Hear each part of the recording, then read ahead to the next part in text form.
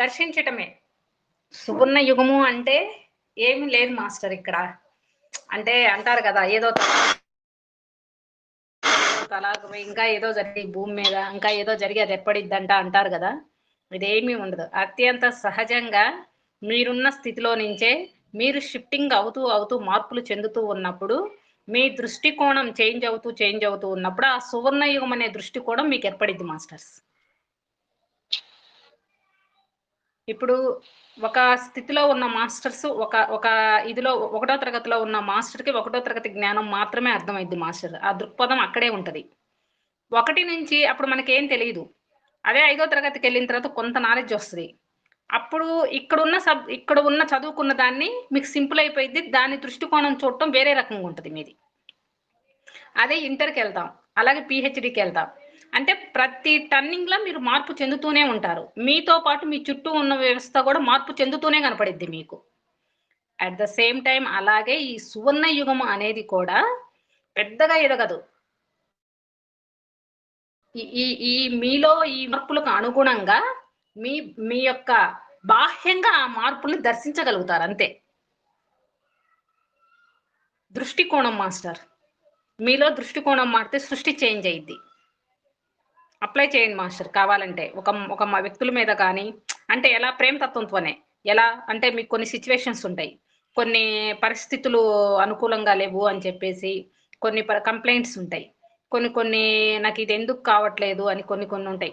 అక్కడ మీరు తెలుసుకున్న జ్ఞానాన్ని, ఆ తెలుసుకున్న వేలో దాన్ని మీ దృష్టికోణాన్ని మార్చాలి. ఇక్కడ చేయాల్సింది చాలా సింపుల్ మాస్టర్. లోపల ఉన్న మీ కోణం మారితే బయట కోణం ఆటోమేటిక్‌గా చేంజ్ అయ్యిద్ది ఇక్కడ.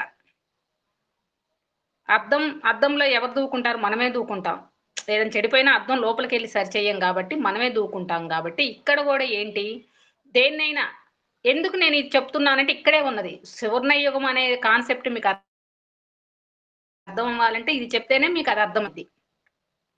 కాబట్టి ఇక్కడ నువ్వు చేంజ్ అయితే, నీ పరిస్థితులు చుట్టూ చేంజ్ అయితే, నీ ఆర్థిక, ఫైనాన్షియల్‌గా నీ బంధాలు ఇవన్నీ చేంజ్ అవుతూ పోతూ ఉన్నప్పుడు నీకు ఒక బ్రాడ్ మైండ్ ఏర్పడిద్ది నీకక్కడ. నీ కాన్షియస్‌నెస్ ఎక్కువ పెరిగిద్ది. అంటే యెస్, యెస్ నేను ఏదైనా చేయగలను. యెస్ సువర్ణయుగమా అత్యంత సింపుల్ ఏముందిది? ఎందుకంటే అక్కడ నువ్వు ప్రేమతత్వంతో ఉంటావు. నీ చుట్టూ వాళ్ళతో ప్రేమతత్వంతో ఉంటావు. నీ ఆర్థికమైన స్వేచ్ఛతో ఉంటావు. బంధాలతో ఉంటూ బంధ విముక్తుడిగా జీవిస్తూ ఉంటావు. అప్పుడు నీకేమనిపించిద్ది? ఇంక సువర్ణయుగమే గదా! అందరితో అలా ఉన్నప్పుడు ఇంగ అదే గదా! శాంతి, ప్రేమ, కాంతి ఇవన్నీ ఏర్పడతాయి గదా! అదే సువర్ణయుగం. ఆ సువర్ణయుగానికి ఇంగా సువర్ణయుగం అంటే ఆల్రెడీ సువర్ణయుగం అనేది ఆల్రెడీ అది స్టార్ట్ అయిపోయింది. అయిపోయింది గాబట్టే ఈ సువర్ణయుగానికి మార్గం ఏర్పడింది కాబట్టే మీరు గమనిస్తున్నారో లేదో అత్యంత విస్తృతంగా కూడా వెళ్తుంది బయటికి. ఏదో ఒక రూపంలో వెళ్తుంది. ఒక చిన్న ఆలోచన రూపంలో వెళ్తుంది. జరుగుతూనే ఉంది. కాకపోతే ఇప్పుడు జరుగుతున్నది ఏంటి అంటే, ఇంతకు ముందేందంటే మన చుట్టూ మారాలి ముందు. మనకన్నా మన చుట్టూ వాళ్ళకి జెప్పాలి. మన చుట్టూ వాళ్ళకి చెప్పాలన్న ఇది ఉండేది. కానీ నేనేమంటానంటే, మీ చుట్టూ వాళ్ళకి ఓకే. ముందు మీరు తెలుసుకున్న దాన్ని ఎంతవరకు ఇంప్లిమేషన్ చేస్తున్నారన్న దాన్ని మీ మీద ప్రయోగించుకోండి. మీరు ఇంప్లిమెంట్ అయ్యి, మీకు ఆ మార్పు ఉంది అని అర్థమయ్యి, దాంట్లో ఇంకా నేను అదర్‌గా ఏమెళ్ళగలను అని తెలుసుకున్నప్పుడు, మీకు ముందు మనం మాస్టర్. మన ఇల్లు, మన సంసారం మనం. ముందు నువ్వే. ఏదైనా నువ్వే. నీ తర్వాతే అదర్. అప్పుడు నీకొక కాన్ఫిడెంట్ ఏర్పడిద్ది. నీ స్థితి పెరిగిద్ది. నీ స్థితి పెరిగినప్పుడు ఇంక నువ్వు చేంజ్ అయిపోయి నీ చుట్టూ నువ్వు చేంజ్ చేసుకున్నాక నీకేమనిపిస్తది? బాహ్యంగా నువ్వు ఆలోచించగలుగుతావు ఇంకా. అది నీకేమైద్ది? సింప్లిఫై అయ్యిద్ది. ఎందుకంటే లోపల ఇంత పెట్టుకొని నా లోపలే నాకింతుంది. నేను ఒక పక్క ఇది లోపల పెట్టుకొని బాహ్యానికి పోయి ఇది నువ్వు ఇట్ట చేసుకో అంటే కాదు. నీకనిపిస్తే నువ్వు దాన్ని కూడా నాకిదేం అనిపించట్లేదు అనుకుంటే ఏం గాదు. కానీ ఆ లోపల దాన్ని నువ్వు సరిచేసుకున్నావు. ఎళ్ళిపోయిద్ది మాస్టర్స్. అది. సువర్ణయుగం అంటే ఏం లేదు మాస్టర్స్. ప్రేమ, శాంతి, యుద్ధాలు లేని ప్రపంచం, ఈర్ష్య, అసూయ లేని జీవితం, కుటుంబాలు అదే చెప్తున్నా అన్ని కుటుంబాలు. అమరత్వంతో నిండిన మాస్టర్లతో ఈ సువర్ణయుగం అనేది ఏర్పడిద్ది మాస్టర్స్. అది కాలక్రమేణా పోతూ పోతూ ఉన్నప్పుడు మీకు అర్థమైద్ది. ఆ అమరత్వం ఏంటి? ఈ భూమి మీద 33 కోట్ల మంది దేవతలు జీవిస్తారంటే అదే సువర్ణయుగం అని కొంతమంది అంటారు. ఆ 33 కోట్ల మంది ఏంటి అంటే ఇదే మాస్టర్. ఇమ్మోర్టాలిటీ భూమి మీద దేవతలు నడయాడతారంట అంటారు. ఆ భూమి మీద దేవతలు నడయాడేది ఎవరు? మనమే. ఆ దివ్యత్వాన్ని మనమే సంతరించుకొని, ఆ దివ్యత్వంతో మనం జీవిస్తున్నప్పుడు, మనం దైవాలుగా మారినప్పుడు, మరి భూతలం స్వర్గం గాకుండా ఇంకేమయ్యిద్ది? ఒక్క కుటుంబం, మీ ఇంట్లో స్టార్ట్ చేయండి. మీ ఇంట్లో మీరే స్టార్ట్ చేయండి. మిగిలిన వాళ్ళకి గూడా ఏదో చెప్పాలని మీరు స్టార్ట్ చేయండి. మీ చైతన్యం, మీ కాన్షియస్‌నెస్ స్ప్రెడ్ అయినప్పుడు ఆటోమేటిక్‌గా చైతన్యంలోకి అందరూ రాబడతారు. వాళ్ళకి తెలియని గూడా తెలీదు. కానీ వాళ్ళు అలా జీవిస్తారు అంతే. అది గూడా ఎవరికి తెలుస్తది? మీకు అర్థమైద్ది. అందుకే మీరు మాస్టరీ చేయండి అంటా నేను.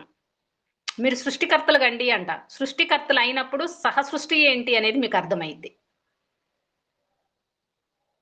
ఇమ్మోర్టాలిటీ అమరత్వాన్ని సిద్ధించుకున్న మాస్టర్స్ ఈ భూతలం ఇంకా వచ్చే మాస్టర్స్ ఉన్నారు. దైవాలుగా ఇక్కడి నుంచి బాడీ వెకేట్ చేసి వెళ్ళిపోయిన వాళ్ళు, వాళ్ళకి ఇమ్మోర్టాలిటీ అనేది అప్పటికి ఓకే. అవగాహన ఉందో లేకపోవచ్చో కొంతమంది మాస్టర్స్ వెళ్ళిపోయారు. ఈ భూమి మీదకి మళ్ళీ అలాంటి మాస్టర్‌లే అమరత్వాన్ని సిద్ధించుకోవడానికి వస్తున్నారు. మనం చూస్తూనే ఉంటాం. ఆ మాస్టర్‌లు వచ్చి మళ్ళీ ఇక్కడ వాళ్ళకి ఇంత నేర్చుకోవాల్సిన అవసరం ఏముండదు వాళ్ళకి. ఇమ్మోర్టాలిటీ అంతే. నిరంతర జీవితం. శాశ్వతమైన జీవితం. టైం ఉండదు. నువ్వు టైంతో లింకప్ కూడా నీకుండదు. కాలం అనేది ఒక భ్రమ మాస్టర్స్. కాబట్టి ఇప్పుడున్న ఈ వ్యవస్థలో మీరేంటంటే వర్క్స్ చేసుకుంటారు కాబట్టి ఏదో ఈ టైం అని సెట్ ఓకే. కానీ ఒక స్టేజ్‌కెళ్ళినాక కాలం అనేది మీకసలు ఉండదు మాస్టర్. నిరంతరంగా జీవిస్తూనే ఉంటారు. ఆ నిరంతరంలో మీ పనులు మీరు చేసుకుంటూనే పోతారు. కాలం పైన ఉండదు. వారాలు ఇవేమి ఉండవు మాస్టర్. మీకు పోతాయి అవన్నీ. సువర్ణయుగం అనేది ఆల్రెడీ ఉంది కాబట్టే ఈ సువర్ణయుగం అనేది మీరు పెట్టుకోగలిగారు. ఆహ్, ఒక ఒక అవగాహన అన్నమాట ఇది. ఎక్కడో ఏదో దర్శిస్తారనేదైతే ఏం లేదు మాస్టర్. మీ దర్శనం, మీ దృష్టికోణం మారుతున్నప్పుడల్లా మీకు సువర్ణయుగంగానే కనపడదు. అంటే ఇంప్లిమెంటేషన్ అర్థమవుతున్నప్పుడల్లా షిఫ్టింగ్ అని అర్థమవుతున్నప్పుడల్లా మీకు ఆ మార్పుని మీరు దర్శించగలుగుతారు. ఆ మార్పులో నుంచి మీకు సువర్ణయుగం అనే బ్రాడర్‌గా మీకు కళ్ళ ముందు దర్శనం ఇవ్వగలిగిద్ది మాస్టర్. అందుకనే ముందు మీరు క్రియేషన్, మీరు సృష్టికర్తలు. ముందు మీ దాన్ని మీరు లోపల నుంచి జ్ఞానాన్ని ఎలా తీసుకోవాలి? ఎలా మనతో మనం ట్రావెల్ చేయాలి? దీన్ని బాగా పట్టుకోండి మాస్టర్. దీన్ని బాగా మాస్టరీ చేసుకున్నప్పుడు ఆ భవిష్యత్తు అనేది మీ ద్వారానే ఆ సువర్ణయుగం గూడా ఏర్పడిద్ది మాస్టర్. అత్యంత సులువైన మార్గం మాస్టర్ సువర్ణయుగం అనేది. అర్థమైతే. అర్థం గాపోతే ఏదో సువర్ణయుగం వస్తుందంట, అక్కడేదో ఉంటుందంట అని మనం అనుకుంటాం. అదే మీరు ఈ క్రియేషన్ అంతా మీరంతా చేసుకుంటూ వెళ్ళిపోతున్నప్పుడు సువర్ణయుగమా ఏముంది ఆ దృక్పథం మారిద్ది మీకు. ఇదివరకు మనకు ఫోన్‌లు లెవ్వు. ఇదివరకు మనకి ఫ్లైట్‌లు లెవ్వు. కానీ ఇప్పుడేం జేస్తున్నాం మనం? చక్కగా ఫోన్ తీసుకుంటున్నాం, జేబులో యేసుకుంటున్నాం. మార్పు సంభవించిందా లేదా? ఇంకొన్నాళ్ళకి పోతే టెలిపతి. ఏంటి? ఇక్కడ నేనుంటా. ఇప్పుడు గూడా ఆల్రెడీ కొంతమంది మాస్టర్‌లకి ఐడియానే ఉంటది. మన మన ఇంటెన్షన్ వాళ్ళకర్థమైద్దక్కడ. ఆ ఇంటెన్షన్ అర్థమై దాని ద్వారా వాళ్ళు అంది మనల్ని కలవడం జరిగిద్ది. కాబట్టి ఈ భూతలం అనేది దైవాలు నివసించే భూమి. దైవ భూమి అని ఎందుకంటారంటే అందుకే. ఎవరో లేరు మనమే దైవాలం. ఆ దైవంగా మలిచిన దివ్యత్వాన్ని ఒకసారి తట్టి లేపుకొని, ఆ దివ్యత్వానికి కొంత పదును పెట్టుకొని, మన బ్రెయిన్ సామర్థ్యాన్ని 100% బ్రెయిన్ సామర్థ్యాన్ని చిన్నగా విచ్చుకుంటూ నీ క్రియేషన్ ఎంతైతే చేయగలుగుతావో అంతగా విచ్చుకుంటూ వెళ్ళినప్పుడు నీకు బ్రాడర్‌గా ఓపెన్ అయిద్దంతా. ఆ బ్రోడర్‌గా ఓపెన్ అయినప్పుడు నీకప్పుడు గూడా ఏమనిపించదు నార్మల్‌గా ఎందుకంటే నువ్విక్కడ క్రియేషన్ పదును పెట్టావు కాబట్టి, ఇదెలా చేయటమో నీకు వెన్నతో పెట్టిన విద్యలాగా అయిపోయిద్ది గాబట్టి, నీకు ఆ సువర్ణయుగం గూడా నీకేం అనిపించదింక. దానిలో భాగమైపోతావు నువ్వంతే. ఇప్పుడు చుట్టూ ఫ్లడ్స్ ఒస్తా ఉంటాయి. ఒకడు ఆ ఫ్లడ్స్ కాడే ఉంటాడు. ఒక మాస్టర్ ఏమనుకుంటాడు, నాకేమనిపించట్లేదు అనుకుంటాడు. ఎందుకు అనిపిస్తుందంటే తను దాన్ని అధిగమించేసాడు కాబట్టి తనకు అక్కడ ఉన్నా ఏమనిపించదు. అట్లా సువర్ణయుగం అనేది ఈ యొక్క ఈ యొక్క మన ద్వారానే స్టార్ట్ అవుతుంది మాస్టర్. మనమే ఈ సువర్ణ యుగానికి నాంది. అంటే ఆహ్వానం పలుకుతున్నాం మనమే. పలికాము గూడా. దానికి ఆల్రెడీ మెట్లు పిల్లర్స్ అవి జరుగుతూనే ఉన్నాయి. ఎళ్ళిపోతూనే ఉందది. కానీ మనకనిపిచ్చదు. మార్పే గదా ఏదైనా.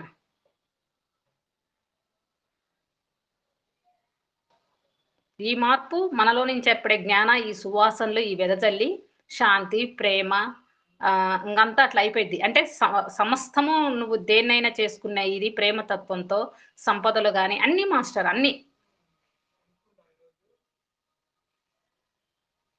అది మాస్టర్ మీరు ఏమన్నా అడగండి. నేను దానికి ఇంకా చెప్పగలుగుతా మాస్టర్స్.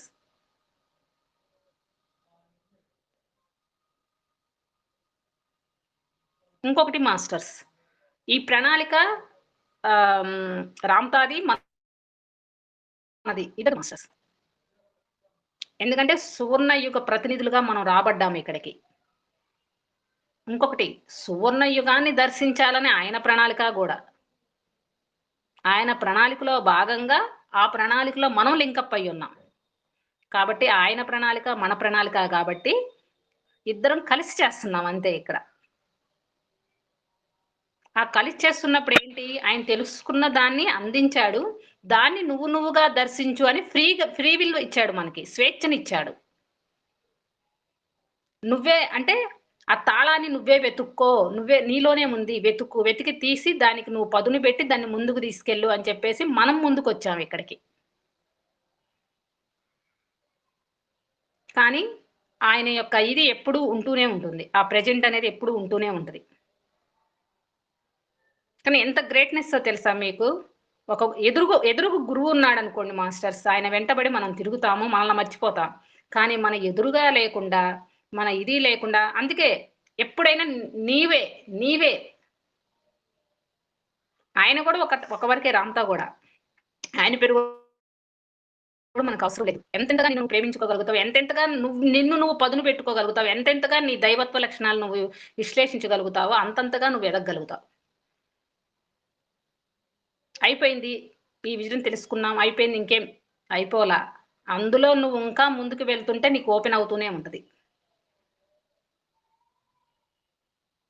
అత్యంత సహజంగా మీతో మీరు కూడుకొని ఉన్నప్పుడు మాత్రమే ఇది జరిగిద్ది మాస్టర్.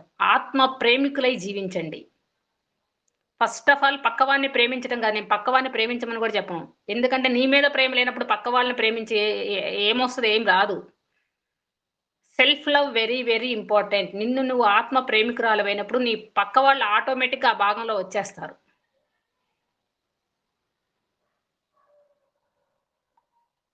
మిమ్మల్ని మీరు ప్రేమించుకోండి. అమితంగా ప్రేమించుకోండి మాస్టర్స్. ఆత్మానందాన్ని పొందండి.